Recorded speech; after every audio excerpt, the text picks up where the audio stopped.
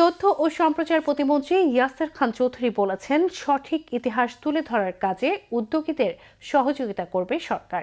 দুপুরে ঢাকায় জাতীয় প্রেস ক্লাবে বই প্রকাশনা অনুষ্ঠানে তিনি একথা বলেন। অনুষ্ঠানে অতিথিরা সাবরিনা শুভ্রার লেখা শহীদ জিয়ার গল্প শোনা ও ছোটদের প্রিয় খালেদা জিয়া নামে দুটি পপ আপ বইয়ের মোড়ক উন্মোচন করেন।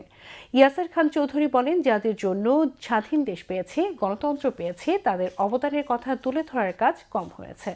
নতুন প্রজন্মের কাছে সঠিক ইতিহাস তুলে ধরার উপর গুরুত্ব আরোপ করেন তিনি। আমরা আজকে একটি স্বাধীন দেশ পেয়েছি, যাদের জন্য আজকে আমরা গণতন্ত্র পেয়েছি, তাদের ব্যাপারে তাদের সম্বন্ধে আমাদের পরবর্তী প্রজন্মকে জানানোটা খুব বেশি জরুরি। কিন্তু সেই অর্থে আমাদের কিন্তু ওরকম বই বা ওরকম লেখনী বা ওরকম চলচ্চিত্র গড়ে ওঠেনি।